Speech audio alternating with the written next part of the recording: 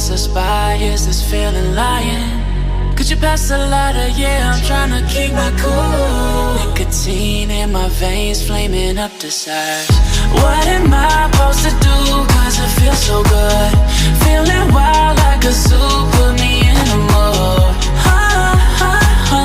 Put me in a mood. Maybe I should've known that it ain't real.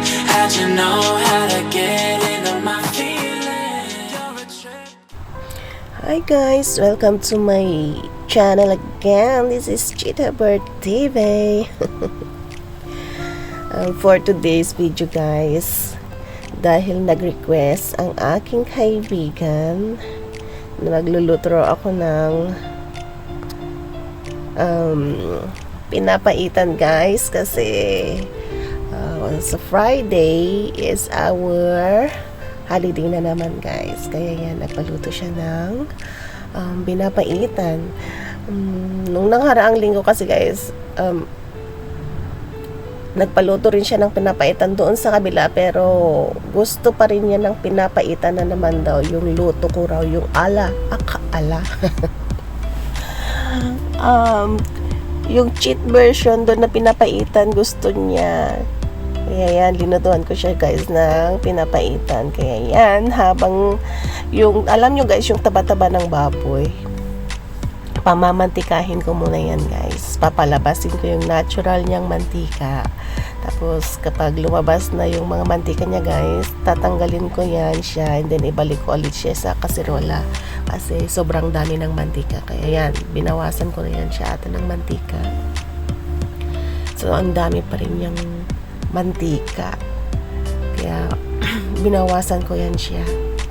Nag-iwan lang ako ng konti. So yan, nag-iwan ako ng konti para sa mga condiments ba? Condiments. My goodness me. Ay, apo. So ayan, linagay ko na yung luya. Yan, jilaya na guys. Kabel ko jilaya, tapos ikiwar-kiwar, ganan, ikiwar-kiwar, ikirog-kirog, agigana, ag brown, nagrigat-lagat, tag-Tagalog na yan. So ayan, kiniwar-kiwar ko yung laya niya hanggang mag-brown siya guys, para masarap yung lasa. Tapos naimas kasi jay.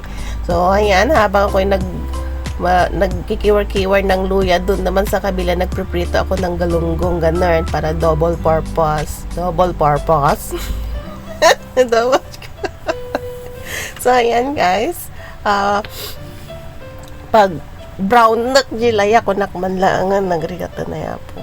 Yan, pag brown nak jilaya, tapos ikabil ko to jay sibuyas kan bawang, then habang yan, linagay ko na yung bawang, tapos pag brownin ko yan siya ulit guys, para masarap siya.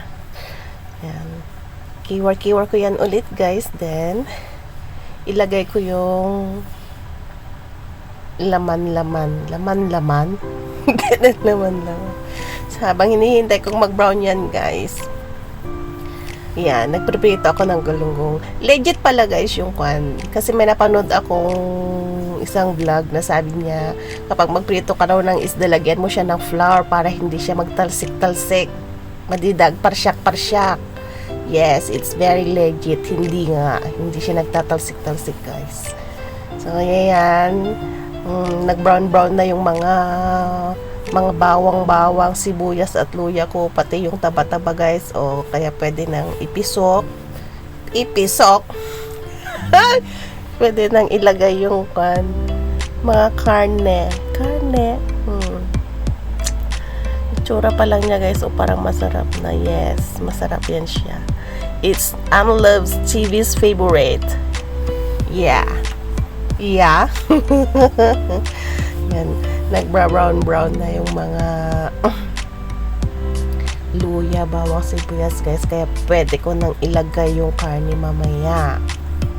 Ang bango-bango niyan. Sige, kiwar lang ng kiwar. Yung technique lang ng pagluluto guys para masarap is kiwar ka ng kiwar, kiwar ng kiwar. So yan, linagay ko na yung mga karne. Karne? Yes. Yan guys.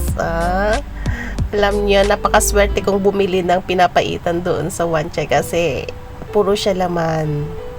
Yes, puro siya laman.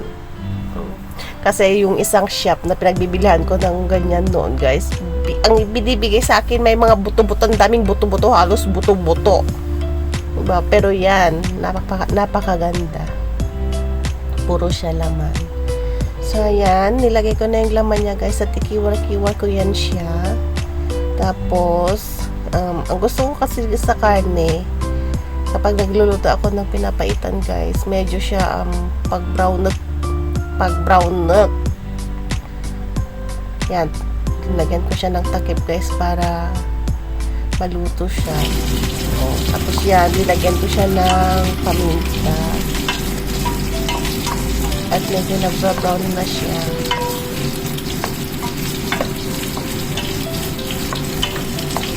Yan guys, kapag nagluluto ako ng pinapaitan, medyo pag-brown na yung naman 9 months. Kasi kapag hindi siya nag-brown, yung maputla siya, hindi siya masarap.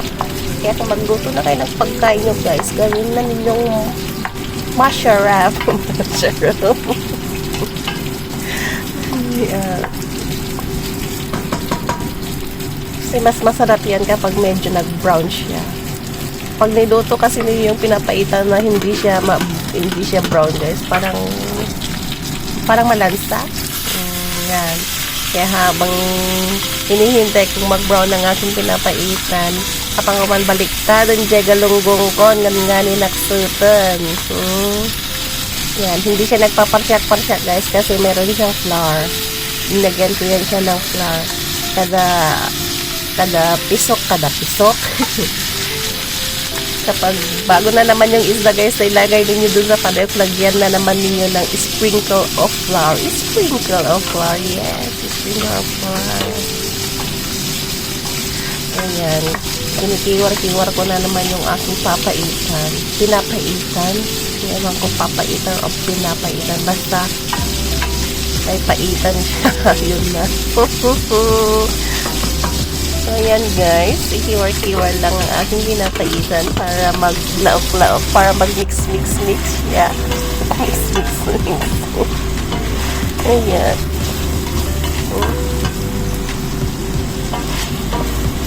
Lumalabas na naman yung natural na mantika niya guys. Yung natural na mantika ng karne yan guys, hindi ko na yan binagay siya ng cooking oil. Kasi marami siyang mantika. Sa taba-taba pa lang guys, marami na siyang mantika talaga. Tinanggalan ko yan ng mantika. Kung hindi ka tatanggalan ng mantika guys, yung sabaw parang puro na lang mantika yan. Hindi naman siya masarap kung puro mantika guys, yung higupin din sa sabaw, diba? Ayan. Medyo nag-brown na yan siya guys. Ang bango-bango.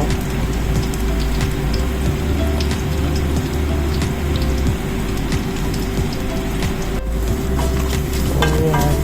Muntik na rin nasutok. Nangangani naksuto. So, ganyan guys, yung gusto ko sa pinapaitan. Yung igirog-kirog, brown siya, and then lagyan ko siya ng konting tubig, and then iwar-iwar ko guys. Tapos,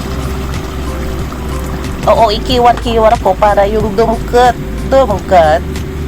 yung laman na dumikit doon sa mga kaldero guys, doon sa ilalim niya. Kinukuha ko para yung flavor niya is pupunta doon sa sabaw. Yes. Kasi yun ang masarap, diba? Yung medyo laksan-laksan. Yan, kinikiwar-kiwar ko yan siya guys. Kinukuha ko yung mga luya na dumikit doon sa may kaldero kaserola, tsaka may mga karne na dumikit doon kasi medyo nasunog siya. Kaya yan, kinukuha ko siya para yung flavor niya is pupunta doon sa sabaw. And then mamaya pwede ko na yan dagdagan ng isang drum na tubig. Isang drum na tubig yan. Lagyan ko yan siya ng tubig guys, and then i-boil ko siya ng isang oras para lalambot yung karne.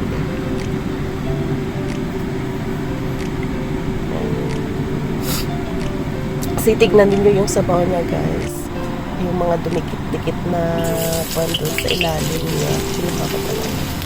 And while waiting, yes, while waiting on my pinapaitan, magigisa ako ng talbos ng kamote guys. Yan siya, gigisa ko siya sa bagoong, bawang at saka bagoong.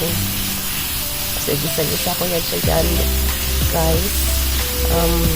Para bukas, ready na ang aming food. Hindi na ako magluluto-luto, upo na lang sa sofa para pagchikahan. Yes, para wala nang disturbong gagawin. So yan, nilagay ko na yung talpos ng kamote guys. Tapos ikiwa-kiwa ko na lang siya. Ang sarap niyan. Ito yung ginisang bagoong. Ginisang bagoong na talpos ng kamote. Para maiba naman, hindi lang siya steam. So yan, sarap yan guys. Nagutom tuloy ako.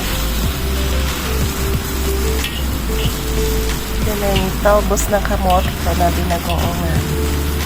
Isa sa bawang. And then yung galunggong, pinitong galunggong. So marami na kaming ulam.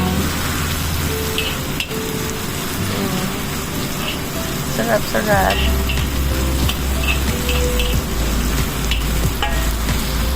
Tapos lagyan mo na lang siya ng magic sarap. Oh, see? Luto na yung aking talbos ng kamote guys. And my pinapaitan is almost finished. Is almost cooked. Yes. Tingnan naman ninyo yung sabaw niya guys. Oh. Diba? Oh, sarap-sarap na niya.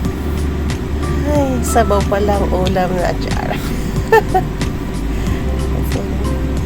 Kakagutom. Tapos, linagyan ko siya ng sili guys. Yung matatabang sili dito sa yung binili ko dun sa market. Yung chili na yon na $10 yung isang supot nun. Ngayon, ang mahal na 3 pieces ng chili yun, yung mahaba na malaki. $10 naman na OMG.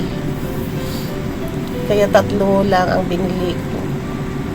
Pero kasya na rin siya dyan. Kasi little bit spicy. Yes.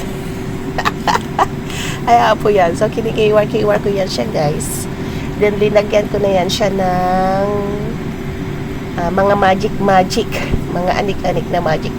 Kaya yan. Alam nyo guys, ang isang kung magluluto kayo ng pinapaitan guys, lagyan nyo siya ng patis.